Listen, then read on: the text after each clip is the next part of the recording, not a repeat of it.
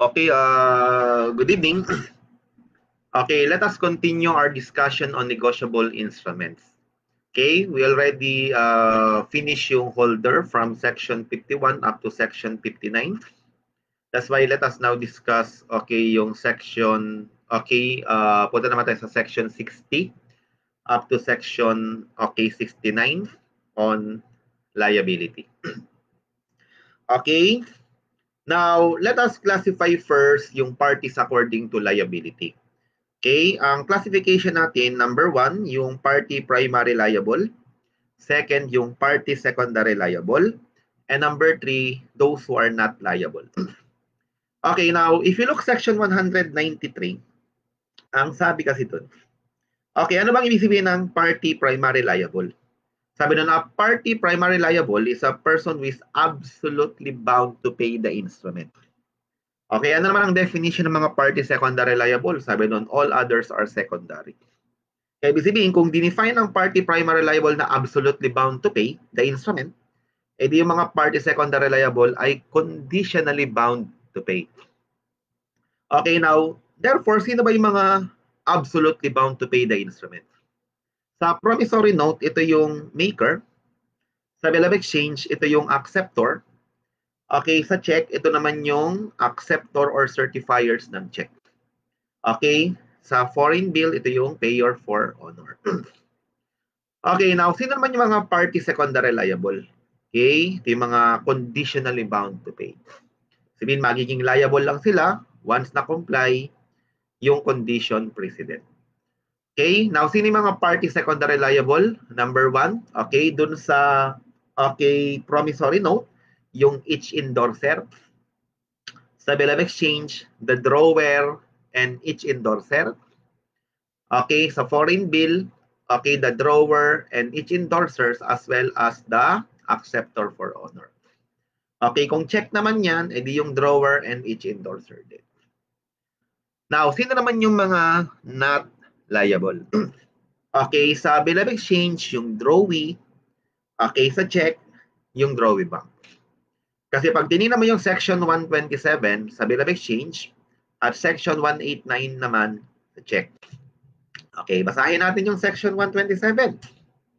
Sabi dyan, the bill thou of itself does not operate an assignment of the funds in the hands of the drawee, available for the payment thereof, and the drawee is not liable on the bill unless and until he accept the same. In other words, okay, sa bill of exchange, yung drawee, hanggat wala siyang acceptance, the rule is that the drawee is not liable. But the moment the drawee accept the bill of exchange, then the drawee become an acceptor. And therefore, he incurred the liability under section 62 as acceptor. Kaya magiging party primarily liable siya. Pero hanggat walang acceptance, I repeat, the rule is that the drawee is not liable. Now, sa check naman, yung drawee bank, hanggat wala siyang acceptance or certification, then the drawee bank is not liable. But the moment the drawee bank accept or certifies it, then he incurred the liability of the acceptor under section 62 pa rin.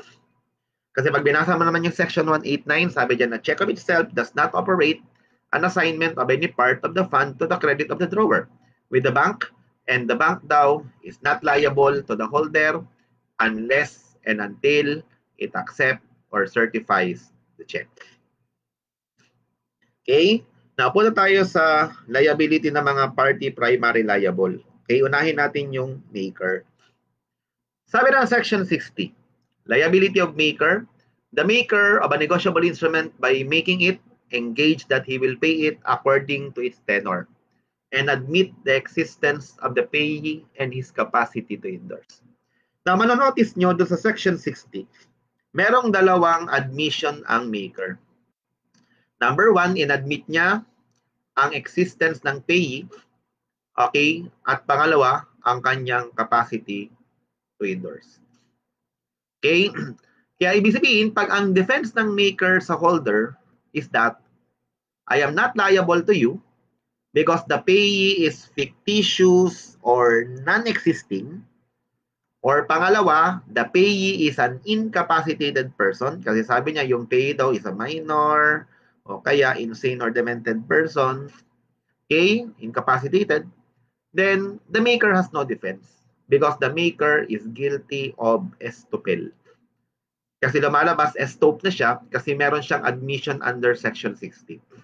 Okay, I repeat, yung existence ng payee at yung kanyang capacity to endorse. Okay, dalawa yan. Kaya tandaan nyo lang yan dalawang ito.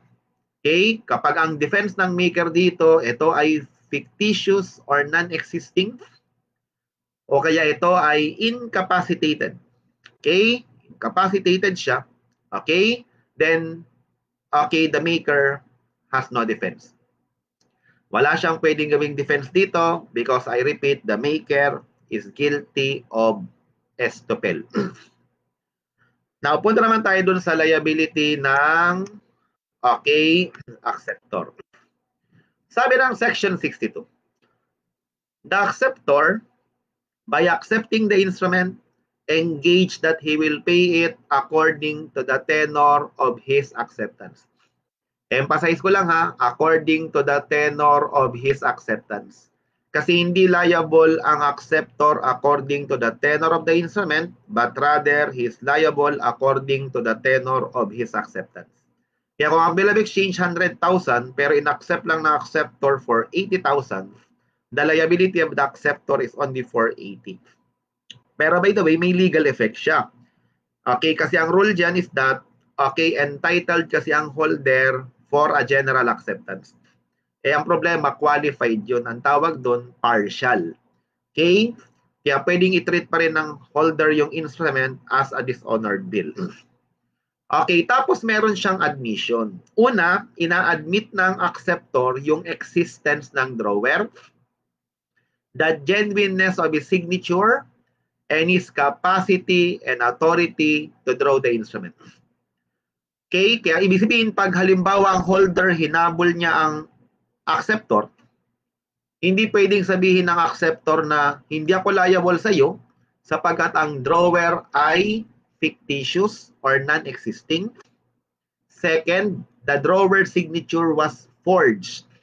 Kaya ibig sabihin, the moment na in-accept mo yan, may acceptance na, yung acceptor, hindi ka pwedeng mag-set up ng defense ng forgery on the drawer signature sapagkat inadmit mo ang genuineness of his signature and his capacity and authority to draw the instrument. Kaya hindi rin niya pwedeng sabihin sa holder na hindi ako liable because the drawer is incapacitated o kaya ang drawer ay walang authority to draw the instrument. Sa paragraph letter A, you would notice there are 4 admission. Tandaan nyo, ulitin ko yung sinabi ko ha, existence ng drawer, genuineness ng kanyang signature, and his authority and capacity to draw the bill. Kaya tandaan nyo lang yan. Pag nakita nyo sa problem yan, ang defense ng acceptor, ito ay fictitious or non-existing, incapacitated to, okay? O kaya, forgery ang signature, walang authority to draw the bill, automatic the acceptor is liable because the acceptor is guilty of estoppel. Second, okay, sa paragraph B, dalawa. Ina-admit niya ang existence ng payee at ang kanyang capacity to endorse. Kaya pag ang defense ng acceptor dito, itong payee ay fictitious or non-existing or yung payee ay incapacitated to endorse, then the acceptor is guilty of estoppel ulit. Kaya pag tinotal ko siya, may 4 ka sa paragraph A at 2 sa paragraph B. Okay, bali 6 lahat ang hindi pwedeng i-set up na acceptor as defense because the acceptor is guilty of estoppel under Section 62. Okay, next, punta naman tayo sa liability ng party secondary liable. Sino itong unahin natin? Si drawer, Section 61. Sabi dyan, the drawer, by drawing the instrument, admit the existence of the payee and then capacity to endorse. Kaya pag ang holder hinabol ang drawer, hindi pwedeng sabihin ng drawer sa holder na hindi ako liable sa iyo sapagkat ang payee ay fictitious or non-existing or ang payee ay incapacity to endorse. Kasi the moment ng defense ng drawer sa holder ay ito ay fictitious or non-existing or ito ay incapacitated to endorse, then the drawer has no defense. Kasi guilty siya ng estoppel. Tapos mapapansin mo, meron siyang tinatawag na secondary liability. Ito yung secondary liability, yung start dito. And engage that on due presentment, the instrument will be accepted or paid or both according to its tenor. And that if it is dishonored and the necessary proceeding on dishonored has been duly taken, he will pay the amount thereof to the holder or to any subsequent endorser who may be compelled to pay it. But the drawer may insert in the instrument an express stipulation negativing or limiting his own liability to the holder. Ang ibig sabihin lang nun, okay, ng secondary liability, conditional ang liability ng drawer. Sinasabi niya kasi dito sa holder, okay, sinasabi niya nung nag-draw siya ng instrument, halimbawa, pay to the order of X, 100,000 pesos. Sinasabi niya, okay, technically, na pag napunta sa holder yan, okay, ang sinasabi niya, na pag present daw dito sa drawing, either i-accept yan, babayaran yan, or both. Kasi pag halimbawa yung drawing daw ay dinishonor yan by non-acceptance or dishonor by non-payment, liable daw siya sa holder. Provided na comply yung condition precedent. Kaya nga kalakay dito, necessary proceeding on dishonored has been duly taken. Meaning, na-comply yung condition precedent. Ano ba ang condition precedent ng drawer? Una, sabi ng drawer, liable ako sa iyo, provided, number one, nagkaroon ka ng presentment. Okay, either presentment for acceptance, okay, when required, or presentment for payment. Pangalawa, dishonored siya by non-acceptance or dishonored by non-payment. At third, dapat bigyan mo ko ng notice of dishonor. Either notice of dishonor by non-acceptance or notice of dishonor by non-payment. Kasi ang sinasabi ng batas, kapag hindi raw na-comply ng holder, yung condition precedent, which is presentment, dishonor, and the notice of dishonor, then the drawer are discharged for secondary liability. Kasi hindi na-comply yung condition precedent. Pero take note, tingnan mo yung last sentence. But the drawer may insert in the instrument an express stipulation negativing or limiting his own liability to the holder. Ibig sabihin lang yan, pwedeng ilagay ng drawer, halimbawa, nag-draw ako ng bill of exchange, pay to the order of X, 100,000 pesos on December 1, 2020 without recourse. Kaya pag naglagay ako ng without recourse basis, tinatanggal ng drawer yung secondary liability. Wala siyang sinasabi na kapag ito ay dishonored nito, siyang magbabayad. Okay, kasi pwedeng tanggalin ang secondary liability para siyang qualified endorser din. Kasi yung qualified endorser, pwede mong tanggalin okay, yung secondary liability by putting without recourse or word of similar import. Ganon din dito, kasi yung drawer, pwede niyang tanggalin yung secondary liability by indicating by express stipulation, negativing or limiting his liability to the holder. Okay, next, punta naman tayo sa sino ba ang nag-admit ng existence ng payee and his capacity to endorse. Mapapansin mo sa section 60, yes, yung maker, drawer sa section okay, 61, acceptor under section 62. Pero yung drawee, wala. Kasi di ba ang rule natin, the drawee is not liable until and unless he accept okay, the bill. Pero take note, the moment the drawee accept it, then he become acceptor, kaya may admission na rin siya ng existence ng payee and his capacity to endorse. Yung endorser, iba naman ang kanyang liability. Okay, makikita natin yan sa section 65 or section 66 as the case may be. Tandaan niyo yung section 65, ito yung person negotiating by delivery or by qualified endorsement, and section 66, I'm referring to a general endorsement. Okay, punta tayo doon sa section 65. Okay, yung section 65, I repeat, ang covered nito, nag-negotiate ka by delivery or pangalawa, by qualified endorsement. Okay, yan ha, delivery or nag-negotiate ka by qualified endorsement. At meron kayong 4 na warranty. Number 1, that the instrument is genuine and in all respect what it purport to be. Kaya halimbawa, nag-negotiate ako sa iyo by delivery, yun pala may forgery pala. Di lumalabas, okay, pag hindi siya binayaran ng party primary liable kasi pinorge pa lang signature ng maker, hindi ka pwedeng mag-set up ng defense that you are not liable because there is forgery kasi meron kang warranty that the instrument is genuine in all respect what it purport to be. Kaya kahit qualified endorser ka, okay, wala kang secondary liability, pero may tinatawag tayong breach of warranty. Kasi misconception, baka akala ninyo pag qualified endorser or without recourse basis ka, automatic wala kang liability. That is not correct. Kasi kung halimbawa, ang defense for instance ng party primary liable is forgery, then yung nag-qualified endorsement, liable pa rin yan. Sabihin, yung qualified endorser dito, liable ka kasi binayolate mo yung warranty. Second, that he has good title to it. Letter C, that all prior parties has capacity to contract. Kaya di ko rin pwedeng sabihin na, oy, yung prior party kasi minor pala yan, hindi ako liable. No defense ka dyan. Sapagkat guilty ka ng estupel kasi may warranty ka under paragraph letter C. And letter D, that he has no knowledge of any fact which would impair the validity of the instrument or rendered it valueless. Kaya lumalabas lang dito, okay, importante sa Section 65 ang knowledge.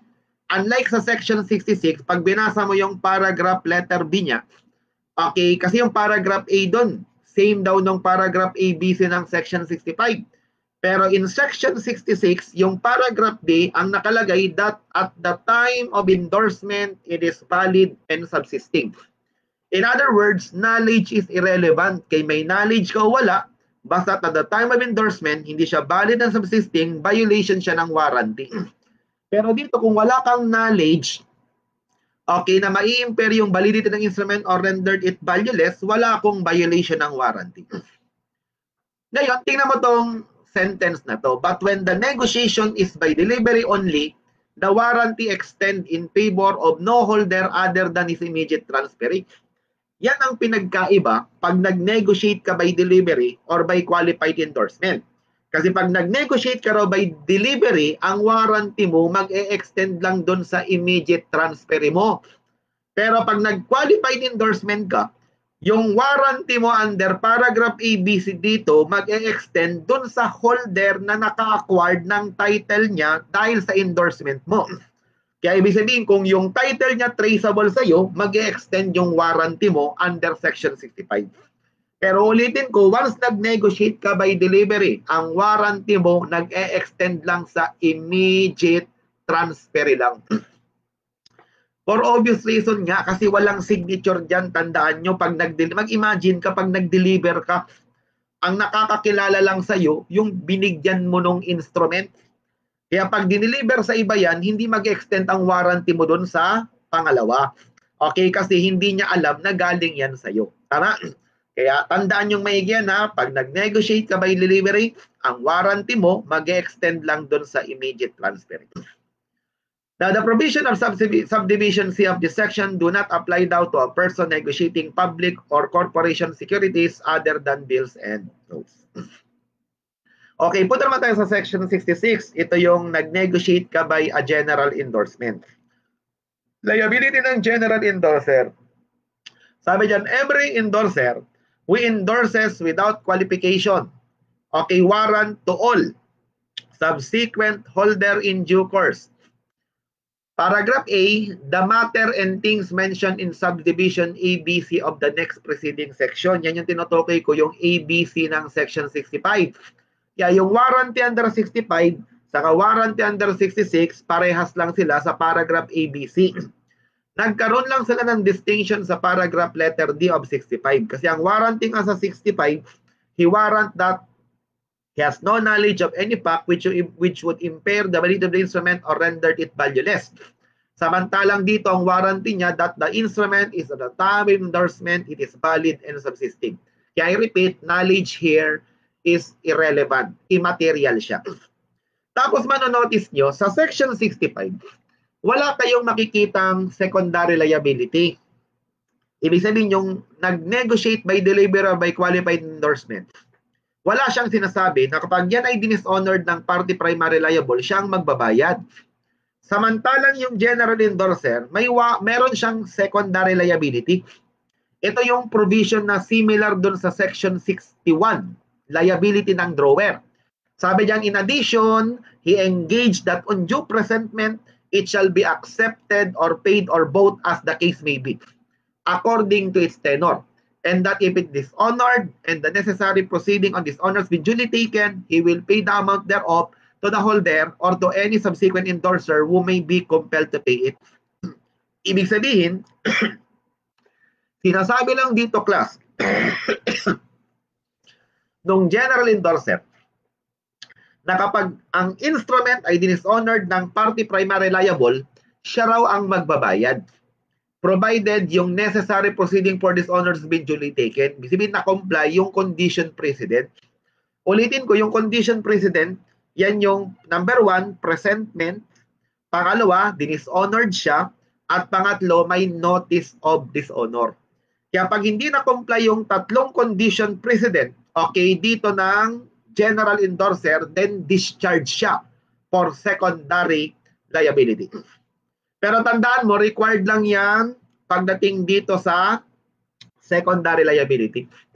Pero dito, absolute liability yan. Kapag halimbawa, pag meron kang binayolate na warranty.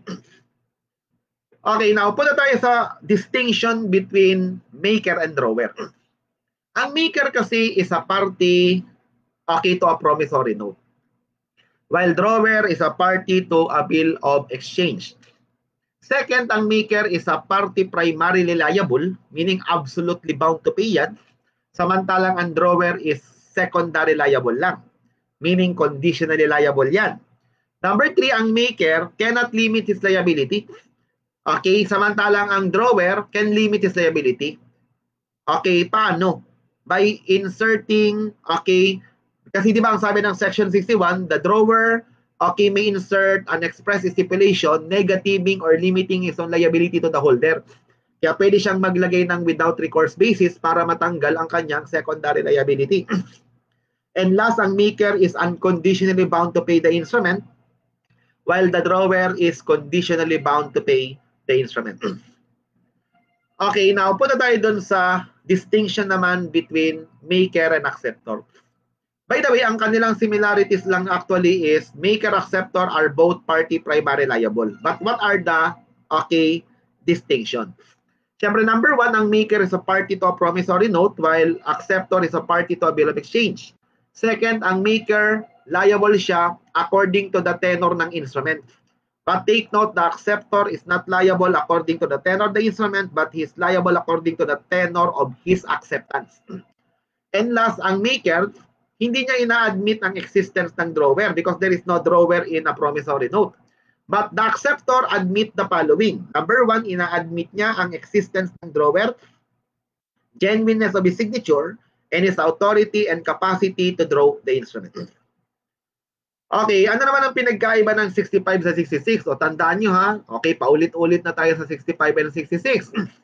Ulitin ko yung 65, nag-apply sa person negotiating by delivery or by qualified endorsement, and section 66 apply to general endorsement. Kaya kung magfo-focus ka lang sa qualified endorsement ng 65, ito yung distinction. Okay, yung paragraph ABC, doon sa warranty, same lang siya ng 66. Kasi nagkaroon lang sila ng distinction sa paragraph letter D. I repeat, sa section 65, ang warranty niya, he has no knowledge of any fact which would impair the validity of the instrument or render it valueless. That's why knowledge is material. Samantalang sa general endorser, knowledge is irrelevant. Kasi ang warranty niya is that, he warrant that the instrument is at the time of endorsement valid and subsisting. Pangalawa, ang qualified endorser kasi, wala kang secondary liability. Walang sinasabi yung qualified endorser na kapag ang instrument ay dishonored ng party primary liable, siya ang magbabayad. Okay, provided na comply daw yung condition precedent, wala siyang sinasabing ganun. Pero pag general endorser ka, may secondary liability ka. Kaya nga sabi ng section 66, di ba? In addition, he engaged that on due presentment, the instrument will be accepted, paid, or both according to its tenor.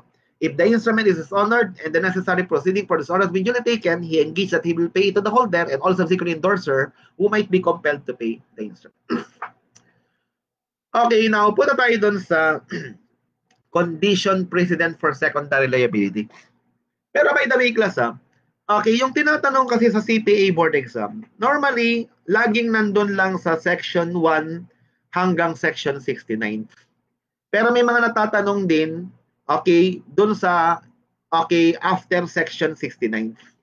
Particularly yung section 88, minsan, okay, tapos another is section 91, section 119, okay, on discharge of instrument, section 120, discharge of party secondary liable, okay, section 124 and 125 on, okay, material alteration.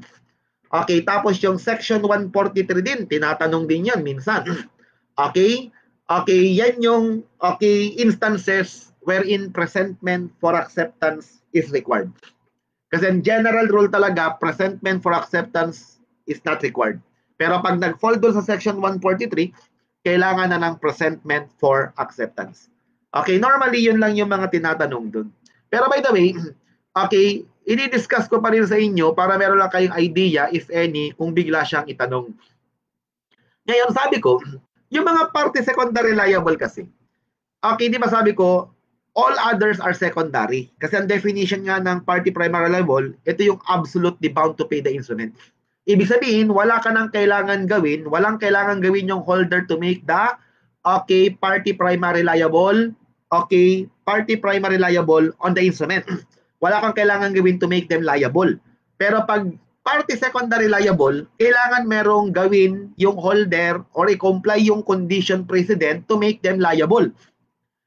Ngayon, ano ba ang condition precedent para ma-attach yung secondary liability? Una, kailangan ng presentment for acceptance or presentment for payment. Pangalawa, that the instrument is dishonored by non-acceptance or dishonored by non-payment.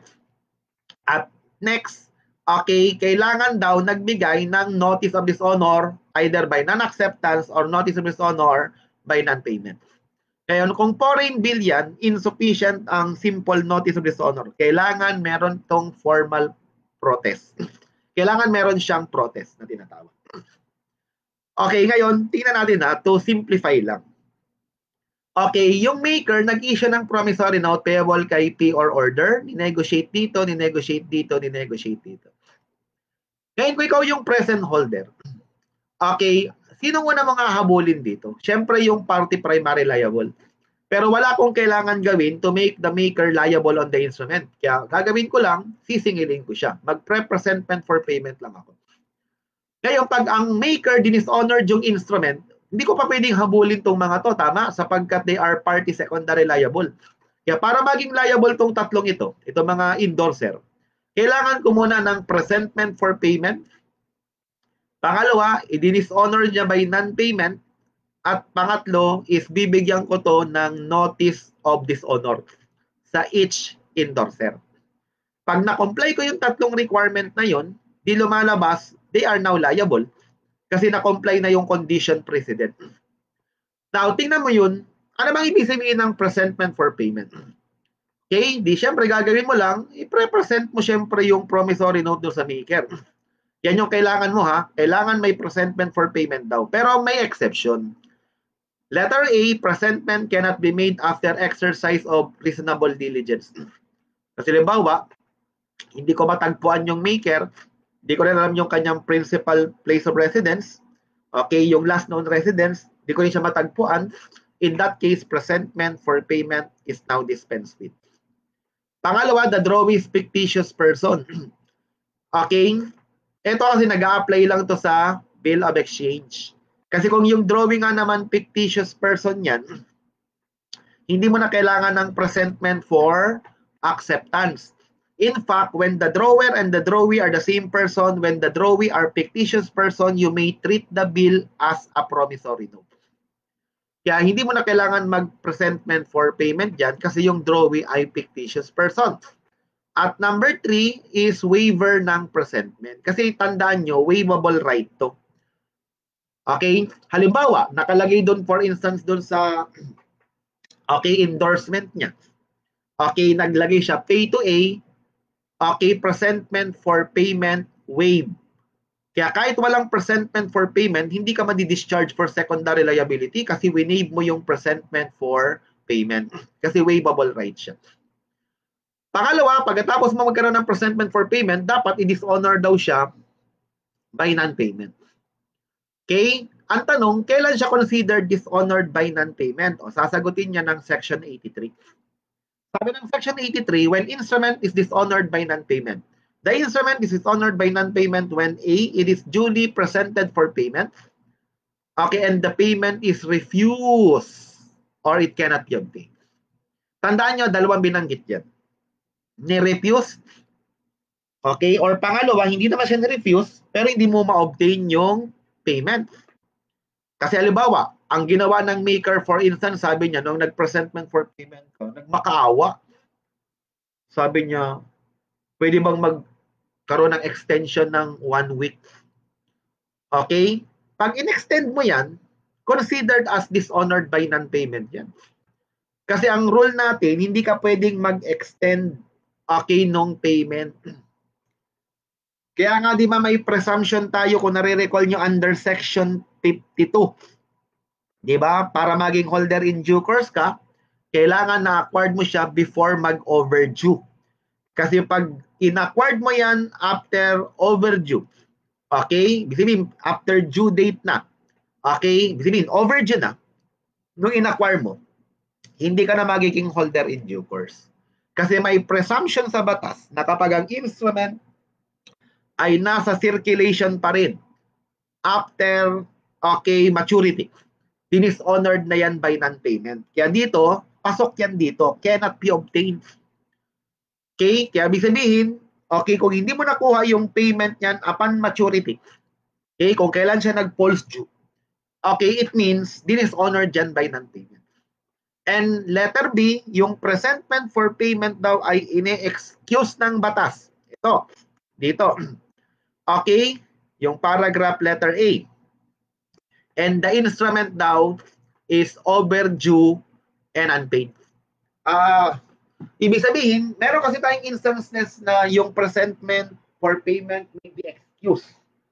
Okay, ang problema, okay, hindi pa siya bayad. Excuse nga yung presentment for payment, pero yung instrument overdue and unpaid na, considered na yan as dishonored by non-payment. Kaya dapat ang gawin dyan ng holder, magbigay ka na kagad ng notice of dishonor doon sa each endorser. Otherwise, madi-discharge sila for secondary liability. Okay, pagdating sa bill of exchange naman, medyo magulo ng konti.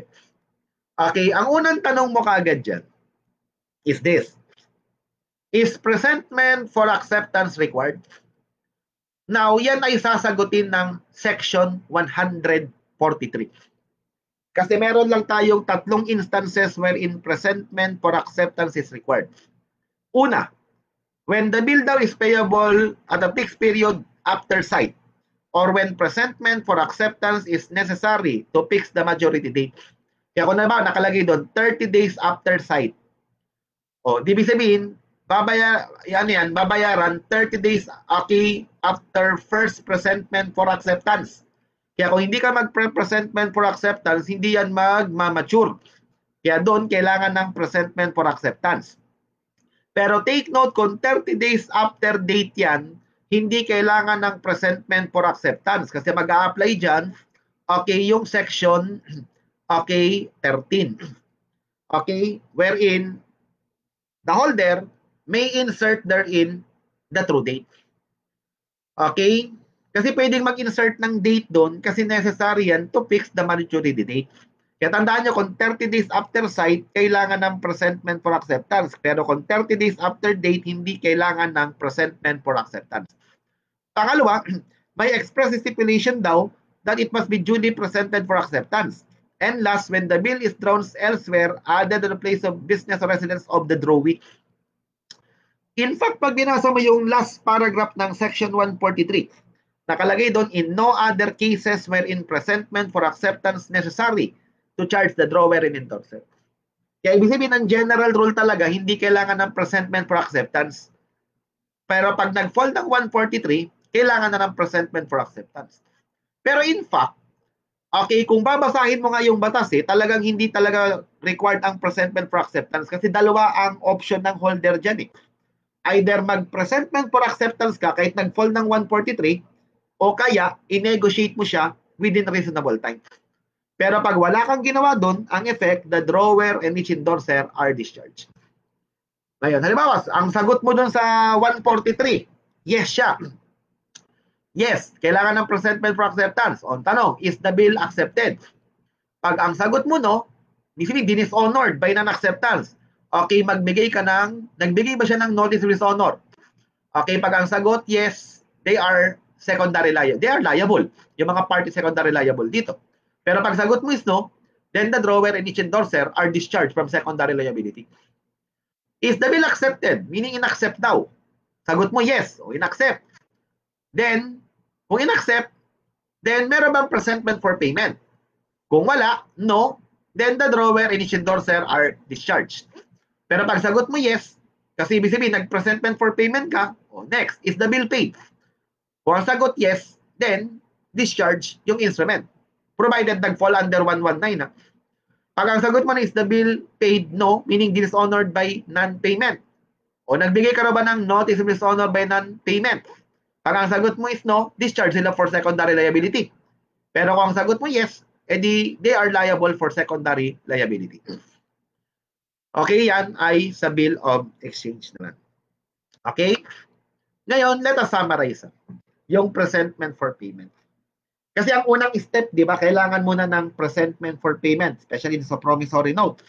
Okay, presentment for payment. Kaya una, presentment for payment. Kaya general rule, sabi dyan, presentment for payment is not necessary to charge the person primary liable.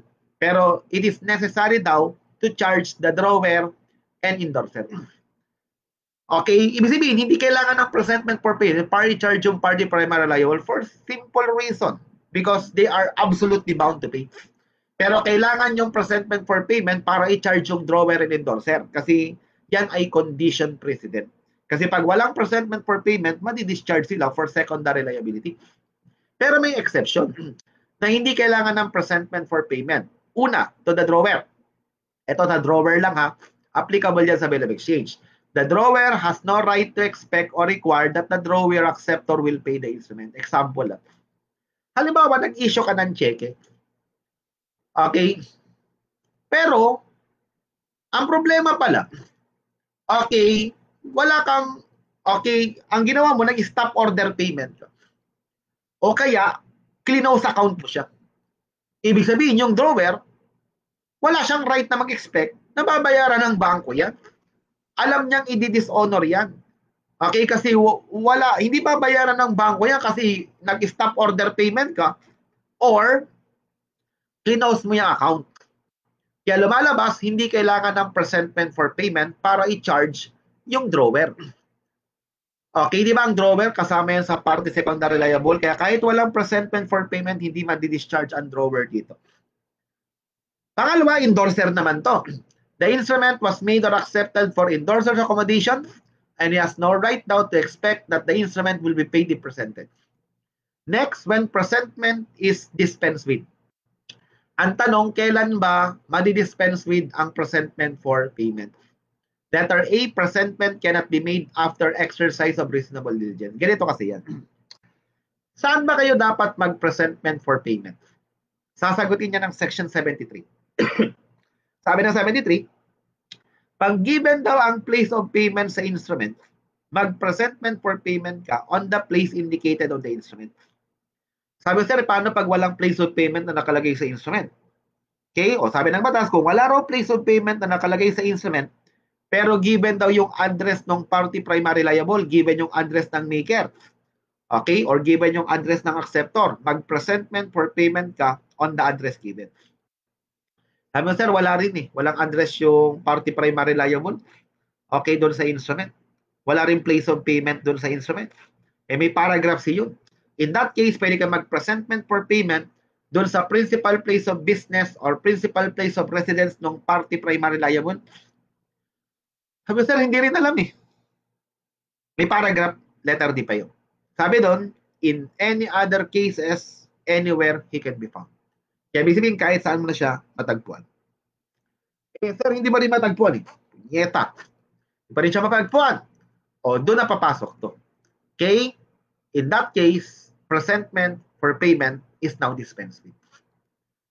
Alam mo, the drawee is fictitious kasi ang reason nga dito, kung drawer-drawee ay fictitious, ibig sabihin yung drawer-drawee same person, the drawee fictitious person, the drawer has no capacity to contract, the holder may treat the bill of exchange as promissory note. Kaya lumalabas, okay, hindi na kailangan ng presentment para i-charge yung drawer dito. Waiver of presentment express or implied kasi waivable right siya. Diba, endorser ka, nag-endorse ka pay to A, tapos presentment for payment waive. Kaya kahit walang presentment for payment, hindi ka madi-discharge for secondary liability. Pero take note, yung waiver, applicable lang sa iyo. Kasi kung halimbawa yung ibang endorser, hindi naman sila nag-waive ng presentment for payment, madi-discharge sila for secondary liability. And last, when the bill daw is dishonored by non-acceptance. Okay? Kasi pag dishonored na yan by non-acceptance, hindi na kailangan ng subsequent presentment for payment. Kasi ang reason dito, kung dishonored na siya by non-acceptance, hindi siya babayaran. Kaya futile act na magkaroon pa ng subsequent presentment for payment. Ang exception lang yan pag may subsequent acceptance. Okay, ano ba ang requirement or requisite natin for sufficient presentment? Meron kayong 4 na katanungan na kailangang sagutin para malaman mo kung nagkaroon kayo ng sufficient presentment for payment. Una, by whom, to whom, where, and when. By whom? Sino bang dapat mag-presentment for payment? Sabi ng batas, holder daw. Kaya yung holder ang mag-presentment for payment or person authorized to receive payment on his behalf, meaning yung kanyang duly authorized agent. To whom? Kanino kayo dapat mag-presentment for payment? Hindi sa party primary liable, yung tinutukoy ko dyan, kung promissory note, maker yan. Kung bill of exchange yan, acceptor. Okay, kung absence daw siya, any person found at the place where presentment is made. Pero may exception. Pero itong exception nag-a-apply lang pag walang place of payment. Number 1, when the principal debtor is dead. Siyempre, kung ba, maker, patay na. Ang alam naman, makapag-presentment for payment ka ba sa sementeryo, di ba? Kaya in that case, pwede ka mag-presentment for payment sa kanyang personal representative provided, okay, by exercise of reasonable diligence, he can be found. Kasi baka tayo mo, sir, sandali. Paano yan kung wala siyang, patay na kunwari yung debtor, wala siyang executor administrator? Kung meron man, hindi matagpuan. In that case, presentment for payment is now dispensed with. Pangalawa, persons liable as partners. Siyempre, kung partner siya, may mutual agency, kaya pwede ko mag-presentment for payment to any partners. Pero kung joint debtor sila, ibig sabihin pag joint obligation kasi, di ba? The joint debtor are liable only to the extent of their respective share. Kaya lumalabas, you need to make presentment for payment to each one of them. When? Kailan kayo dapat mag-presentment for payment? Okay, sabi ng batas, pag ang instrument ay payable on demand, kailangan nyo mag-presentment for payment on, okay, pag payable siya on demand, pag promissory note, okay, it must be presented for payment within reasonable time after its issue. Pero pag bill of exchange, okay, payable on demand, it must be presented for payment within reasonable time after the last negotiation. Pero pag check yan, di ba, it must be presented for payment within reasonable time after it's issued. Kaya para madaling ma-recall, yung promissory note saka check, isang reckoning period, date of issue. Ang naiba lang yung bill of exchange kasi it must be presented for payment within reasonable time after the last negotiation. Kaya sabi niyan, pag payable at bank daw siya at may fund draw, yung party liable, okay, during banking hours. Kung walang fund draw to meet it at any time during the day, at okay, any hour before the bank is closed. Paano kung hindi siya payable on demand? Kasi payable siya at fixed or determinable future time. Sabi ng batas, it must be presented for payment on the day it falls due. Kaya alam mo, nakalagay doon sa promissory note is June 15, 2020. O dapat mag-presentment for payment ka ng June 15, 2020. Pero kung halimbawa, yung June 15, 2020, nag-fall daw to ng Saturday, Sunday, or holiday, Okay, then mag-presentment for payment ka on the following business day. Okay, now pwede ba kayo mag-presentment for payment ng Saturday pag payable on demand? Answer, pwede before 12 noon provided Saturday is not a holiday. Kasi di ba pag payable on demand kasi, pwede kayo mag-presentment for payment at any time within reasonable time after its issue kung promissory note. Eh, ang problema, at any time yun. Eh, pwede ka ba mag-presentment for payment ang Saturday nga? Sabi ko, pwede before 12 noon provided Saturday is not a holiday. Now, okay, next. Where naman? Saan ba kayo dapat mag-presentment for payment? Ngayon, kung given ka yung place of payment, mag-presentment for payment ka on the place specified on the instrument. Pero kung wala yan, pero given na yung address ng person to make, okay, to make it is given. Okay, given yung given yung address ng party liable, eh di mag-presentment for payment ko on the address indicated on the instrument. Eh paano kung wala yung 1-2? Eh di pwede rin kayo mag-presentment for payment sa usual place of business or residence ng person to make payment.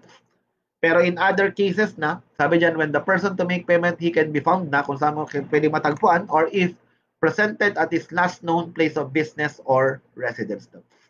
Kaya kung hindi mo pa rin makita dito, wala pa rin dito, doon sa 1 to 4, then pwede presentment for payment is now dispensed with. Okay, next, punta tayo sa second requirement. Kailangan meron daw dishonored by non-payment.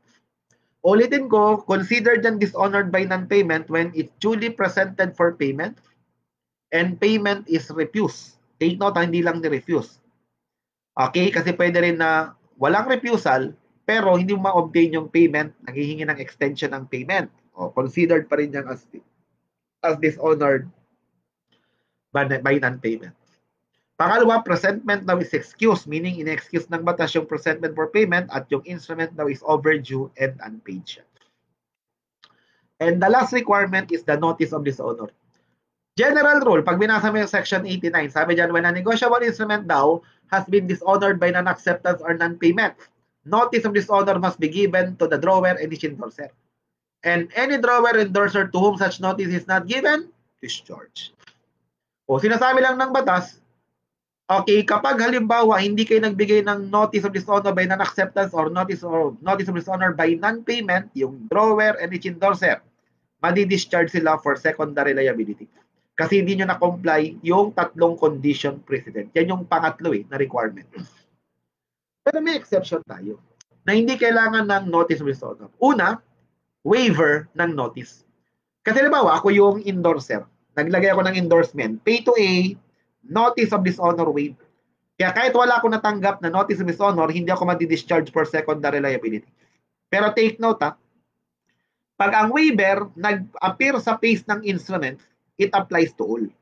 Pero pag ang waiver nag-appear lang doon sa endorsement mo, it binds only him.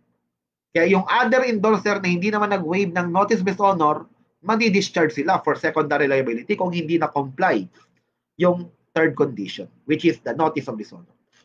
Kaya sabi lang batas, sabi niya sa section 109 na, notice of dishonor may be waived either before the time of giving notice has arrived or after the omission to give due notice, and waiver may be expressed or implied. Pangalawa, nagkaroon ng waiver ng protest. Kasi ang sabi ng batas, pag nag-waive ka ng protest, ang wini-waive mo, hindi lang yung protest itself. Kasama na rin sa waiver dito yung presentment for payment as well as the notice of dishonor. Next, notice is dispensed with. Ang tanong, kailan ba dispense with ang notice of dishonor? Meaning, hindi na kailangan ng notice of dishonor. Sabi ng section 112, a notice of dishonor is dispensed with, okay, when after the exercise of reasonable diligence, it cannot be given to or does not reach the party sought to be charged. Number 4, to the drawer. Section, ito nag-apply sa, okay, drawer lang. Sabi dyan, notice of dishonor is not required to be given to the drawer in either of the following cases. A, when the drawer and drawer are the same person, when the drawee is fictitious person or person not having capacity to contract. Anong reason dito sa paragraph A and B? Kasi ganito yan. Di ba sabi ng section 130, when the drawer and the drawee are the same person, when the drawee are fictitious person, or when the drawee has no capacity to contract, the holder may treat the bill of exchange as a promissory note. Ang problema, pag trinit ng holder yung bill as a promissory note, yung kaninang drawer, magiging maker siya. At pag naging maker ka, party primary liable ka na. Kaya hindi na kailangan to. Kasi kailangan lang natin yung mga pinagsasabi kong presentment, dishonor, saka notice of dishonor, para i-charge yung mga party primary liable kasi nga conditionally bound to pay sila. Pero since isa ka ng maker ngayon, party primary liable, absolutely bound to pay ka na. Kaya hindi na kailangan ng notice of dishonor dun sa drawer. Yung letter C naman, when the drawer is the person to whom the instrument is presented for payment. Kasi ang reason naman dito, sa'yo presentment for payment, diyang nag-dishonor nito, ikaw din. O di na kailangan bigyan ka pa ng notice of dishonor. And letter D, when the drawer has no right to expect or require that the drawer acceptor will honor the instrument. O halimbawa, sa cheque. Sa check, yung drawer, pumunta ng bangko, winidraw lahat ng pera sa bangko sabay close account. Kaya kahit wala ka matanggap na notice of dishonor, hindi ka madi-discharge for secondary liability sapagkat pag-a-apply yung paragraph D. When the drawer has no right to expect or require that the drawer acceptor will honor the instrument. And letter E, when the drawer has countermanded payment. Basically, nag-stop order payment ka. Ang reason that actually, same as paragraph letter D. Kasi kung nag-countermanded payment ka, nag-stop order payment ka, o ini-expect mo na, okay, kapag yan ay presentment for repayment, hindi siya babayaran. To the endorser naman, yun, section 115, ito di pa tinatanong. Itong section 114 for your info na tanong na sa bar exam to before. One time pa lang siya. Okay, pero sa CPA board exam, never pa siya tinanong for the past. Almost 30 years na. Okay? To the endorser, no, never pa tinanong to. Notice of dishonor is not required to be given to an endorser in either following cases. A, when the draw is fictitious person or person not having capacity to contract, and the endorser was aware of that fact at the time he endorsed the instrument.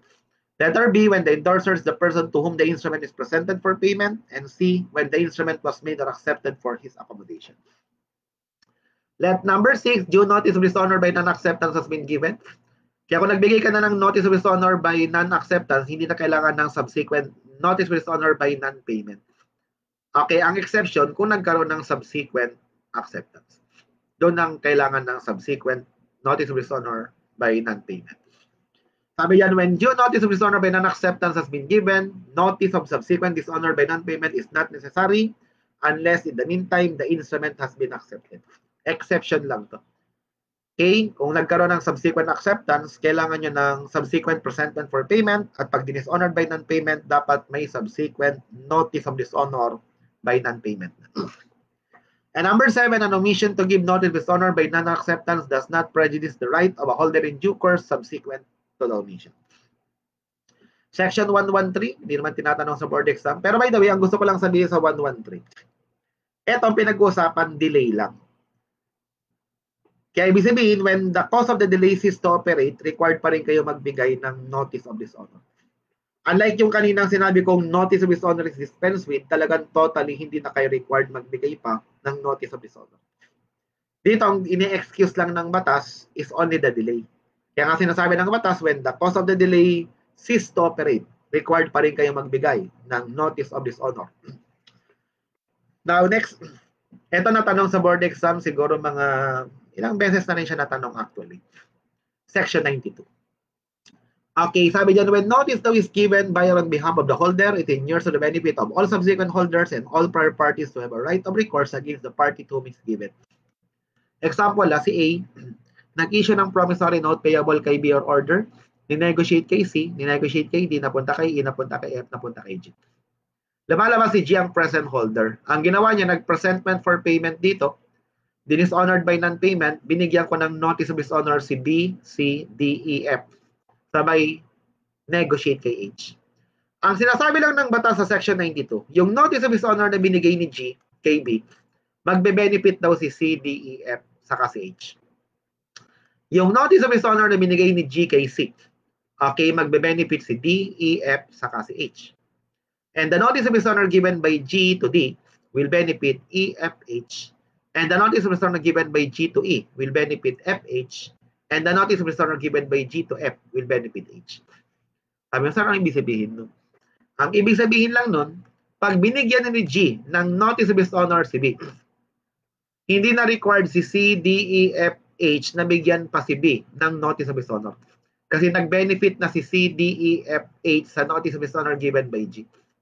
Kasi ang basic concept nito, each endorser are entitled only to one notice of dishonor. Isa lang daw. Okay? Binigyan ka na. Kahit di ka bigyan ni C, D, E, F, H ng notice of dishonor, di ka na madi-discharge for secondary liability. Kasi ang concept nga, isa lang. Anong gusto mo? Bigyan ka pa ni C, D, E, F, H ng notice of dishonor, binigyan ka na ni G? Ilang notice of dishonor ba ang kailangan mo? Diba? Kaya, isa lang. Okay, kung binigyan na naman, pag binigyan na ni G ng notice of dishonor si C, si D, E, F, H, hindi na required na bigyan pa si C ng notice of dishonor para i-charge siya for secondary liability. Kasi nag-benefit na si D, E, F, H sa notice of dishonor given by G to C. Yung notice na binigay ni G kay D, magbe-benefit daw si E, F, H dyan. Kaya hindi na required si E, F, H na bigyan pa si D ng notice para i-charge yan for secondary liability. Yung binigay na notice ni G kay E, magbe-benefit si F saka si H dyan.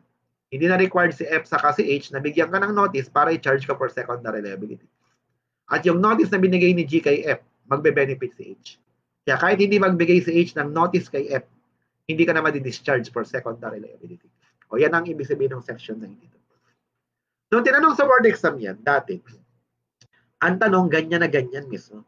Tapos ang tanong niya, which of the following statement is not correct? Letter A, the notice given by G to D will benefit E, F, H. True yun. Letter B, the notice given by G to C will benefit D, E, F, H. True din yun. Pero itong letter C, the notice of dishonor given by G to D will benefit C. Mali yun. Hindi pwedeng pabalik dito. Kailangan papunta rito. Kung binigyan ni G si D ng notice, magbe-benefit si E, F, saka si H. Yung 93, wala pang tanong sa board exam. Never pang tinanong sa board exam. Okay? Pero i-discuss natin. Tinatin na. Halimbawa si A, nag-issue ng promissory note payable kay B or order, ni-negotiate kay C na kay D, kay E, F, G. Tapos napunta kay H. Si H ang ginawa, nag-presentment for payment. Dishonored by non-payment. Ang binigyan ko ng notice of dishonor, kunwari ni H. Binigyan ko ng notice of dishonor. Kunwari lang muna ha. Ito, si E, si F, saka si H. Tapos si E naman ang binigay, binigyan niya ng notice si B, C, D. Now, i-compare mo. Sa section 92, ang nagbigay ng notice of dishonor, holder. Okay, agent niya. Okay? Kasi di ba pwede magbigay ng notice of holder or agent niya? Yung 92, ang nagbigay ng notice of honor, mismong holder. Sa 93, ang nagbigay ng notice of honor, hindi yung holder, but rather party entitled to give notice.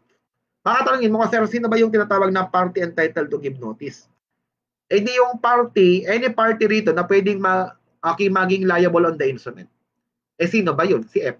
Si E, katulad nito, binigyan ko ng notice to, liable na to, kay H. Kaya pwede ako maghanap ng kadamay. Kaya lumalabas, party entitled ako to give notice. Kaya si E, ang nagbigay ng notice kay B, C, D. Kaya kung binigyan ni H ng notice si E, F, H, 92 yan. Tapos kung si E nagbigay ng notice kay B, C, D, 93 yan. At ang sinasabi lang ng section 93 ganito.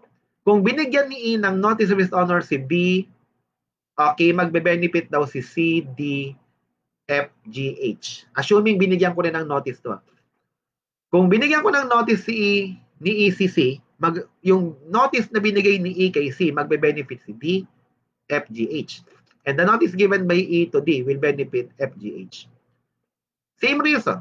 Each endorser and entitled only to one notice of dishonor. Kaya kung binigyan ko na ng notice of dishonor to, hindi na required si C, D, F, G, H na bigyan ka ng notice para i-charge ka for secondary liability.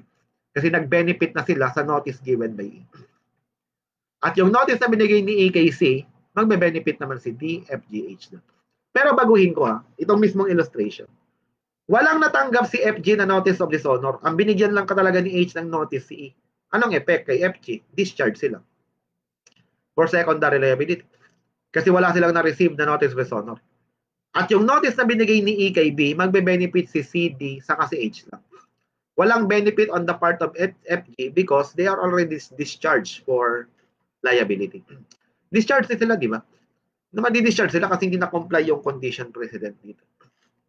Yung section 94 naman, ang nangyari dito, wala rin, hindi na tinatanong sa board exam to actually. Pero ang lumalabas lang is this. Sa section 94, ang nagbigay ng notice of dishonor, yung agent. For example, A to B to C to D to E to F. Pero si F, agent lang ni P. Ito.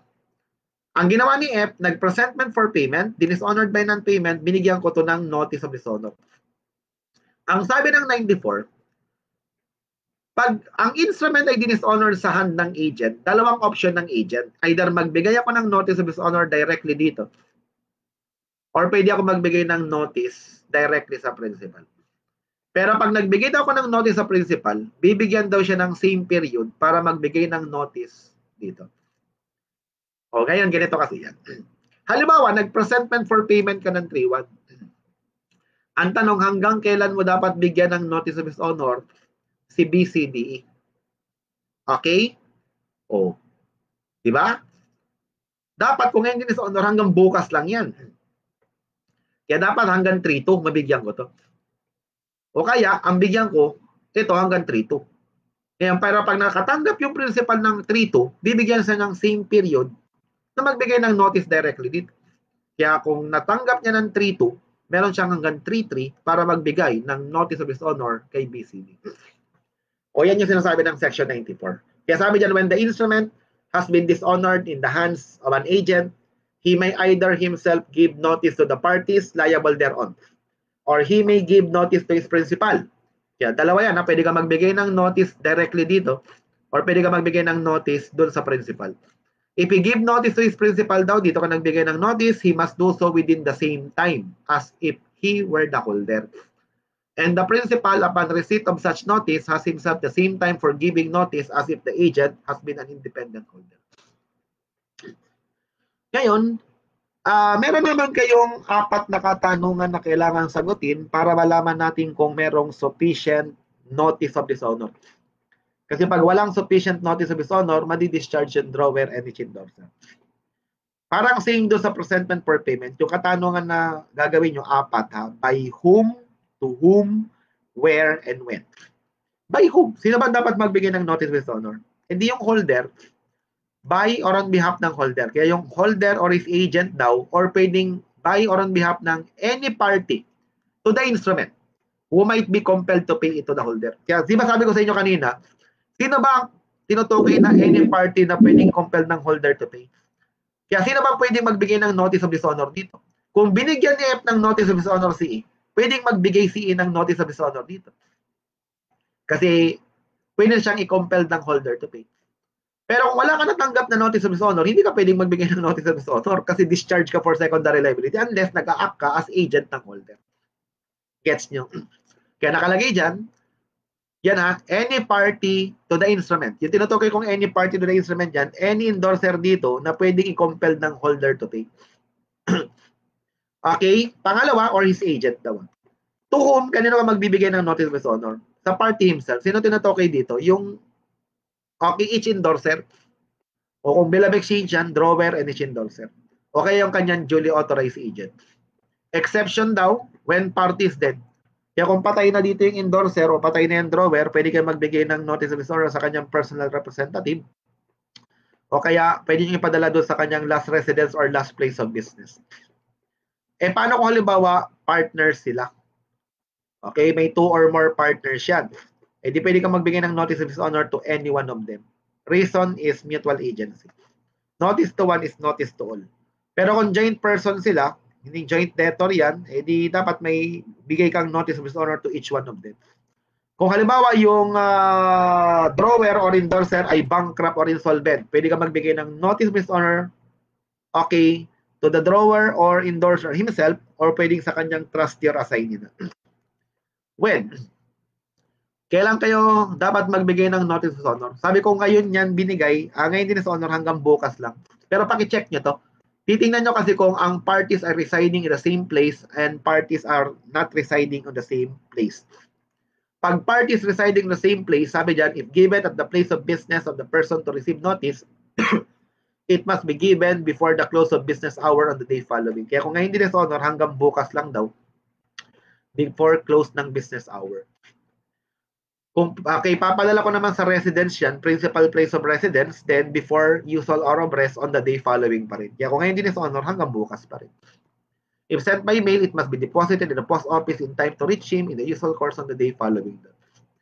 Parties not residing in the same place, iba naman ang rule natin dito. Sabi niyan, if sent by mail, it must be deposited in the post office in time to go by mail the day following the name dishonor, or if there is no mail at a convenient hour on the last day by the next mail thereafter.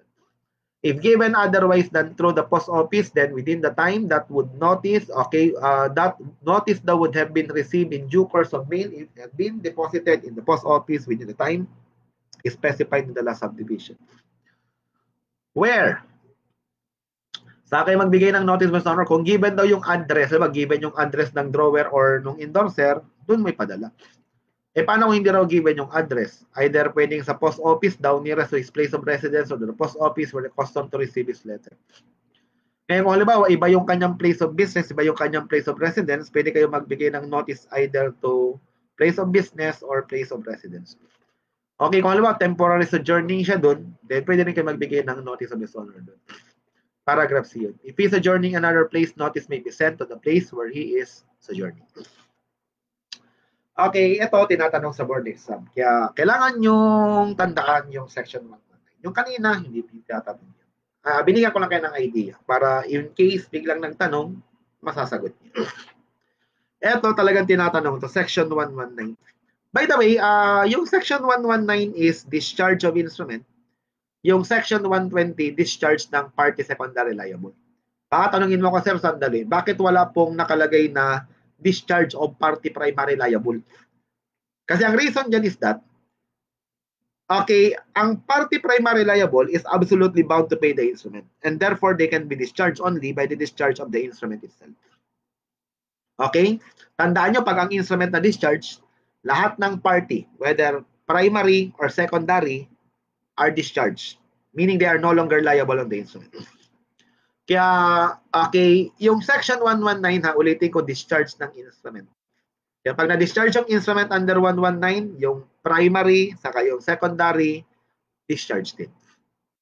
Ano ba ang grounds natin for discharge ng instrument? Una, by payment in due course. O, tingnan nyo yung payment in due course. Ano may ibig sabihin ng payment in due course? Meron definition yan sa section 88. Ang sabi ng section 88, payment is made in due course when it's made at or after the maturity of the payment to the holder thereof in good faith and without notice that his title is defective. Kaya merong 4 na requisite ang payment in due course. Una, dapat bayaran siya at or after maturity. Kaya pag binayaran yan before maturity, hindi siya magkakos ng discharge of instrument. Pwede mo i-renegotiate yung instrument yan actually. Pangalawa, dapat ang binayaran yung holder. Pangatlo, in good faith, at pang-apat, without notice that his title is defective. Kaya kung alam mong defective title siya, binayaran mo, hindi magkakos ng discharge. Okay? Ngayon, kaya yan ha, dapat na-comply yung 4 na requirement ng section 88 dyan. Payment in due course, by or on behalf ng principal debtor. Kaya dapat dito, ang nagbayad, okay, is principal debtor. Kaya kung sa promissory note yan, dapat maker. Kung yan ay bill of exchange, dapat yung acceptor. Kaya kung ang nagbayad yan is endorser, hindi yan magkakos ng discharge kasi hindi naman siya principal debtor. Kaya dapat niya by or on behalf ng principal debtor.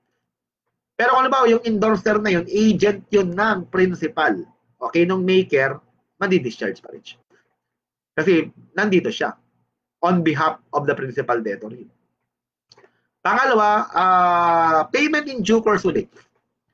By the party accommodated. Tandaan nyo ha, dapat ang nagbayad yung accommodated party.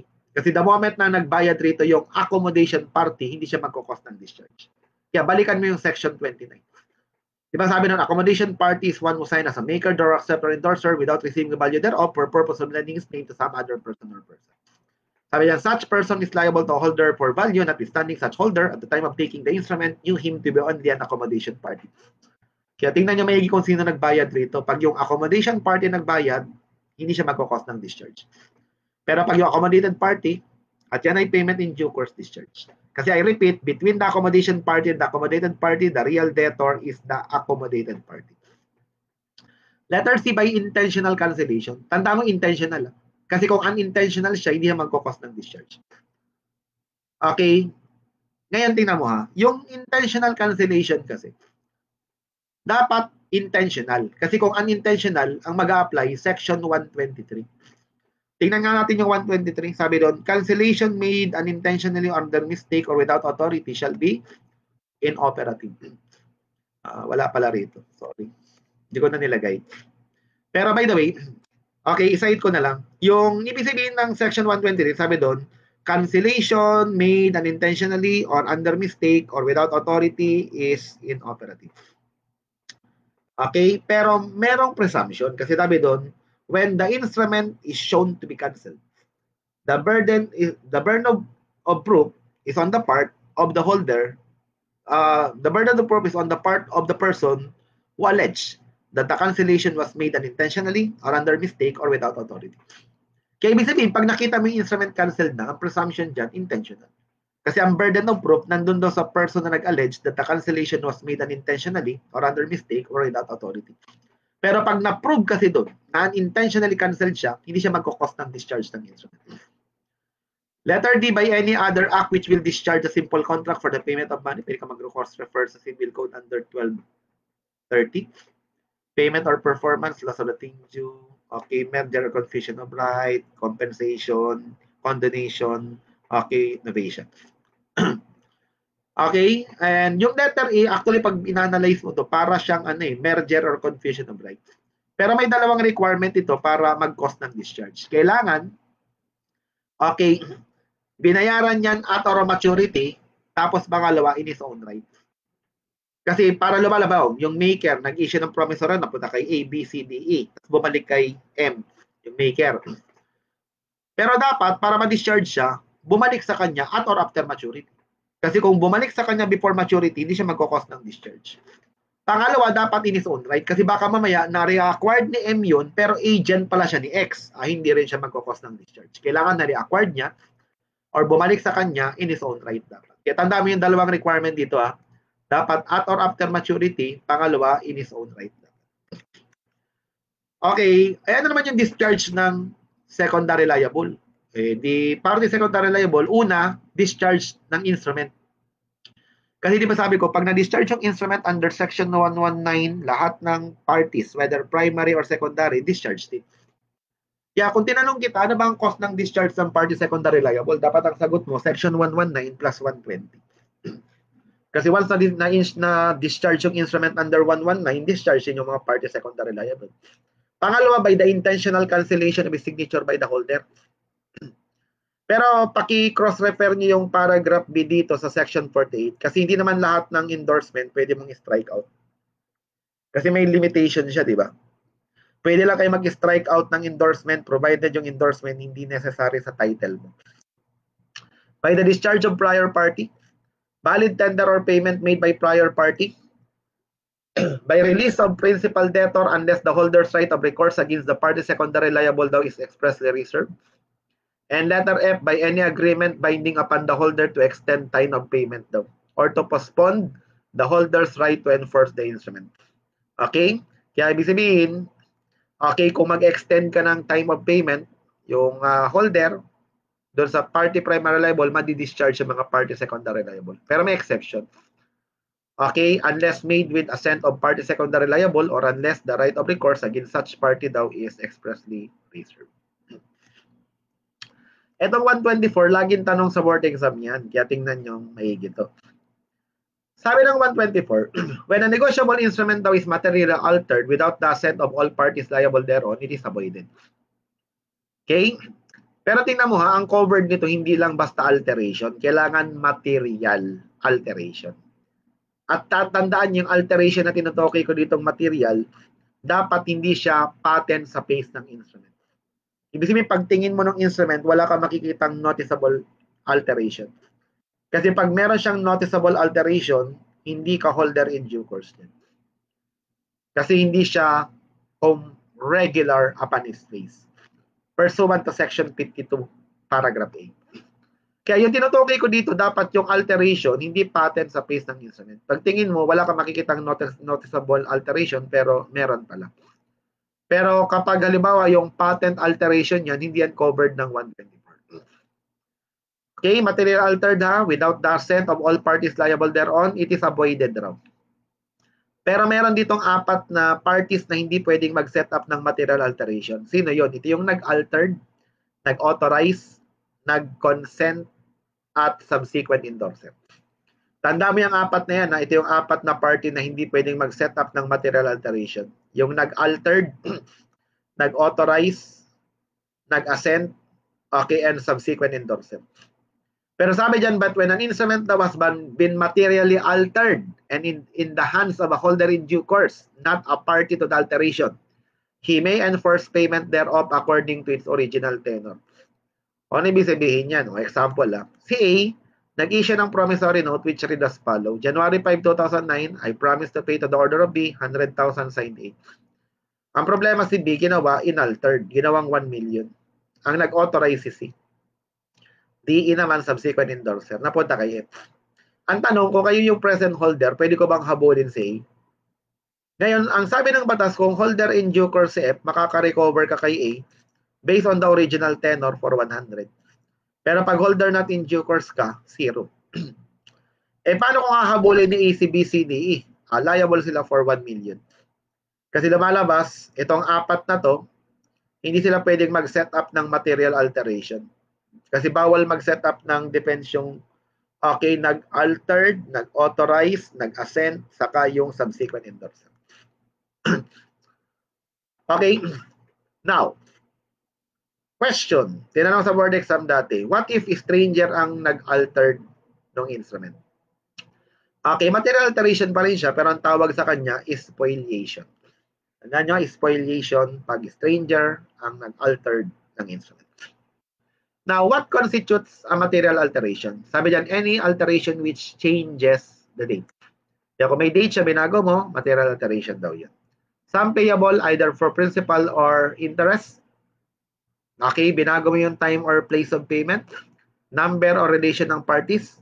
Medium or currency in which payment is to be made. And which add place of payment when no place of payment is specified or any other change or addition which alters the effect of the instrument in any respect is a material alteration. Pero pag halimbawa may binago kayo sa instrument na hindi naman makaka-affect sa right and obligation ng parties, that is an alteration but not material. Kaya dapat material, hindi lang basta alteration. Bawa, naglagay ako ng amount expressed in figure. Meron naman nakalagay sa instrument na amount expressed in word, parehas lang. Alteration yan, but not material because it will not affect the right and obligation ng parties. Okay? Okay, serial number lang. Hindi yan material alteration. Alteration but not material. Okay? Dito muna tayo mag-stop. Okay? Sa section 125. Bali, let us discuss yung kind of acceptance. Okay? I-discuss ko yung ibang ano. Okay? After section 125. Okay? Thank you. Sa ibang PowerPoint ko na lang siya. Okay, ibang video. Thank you.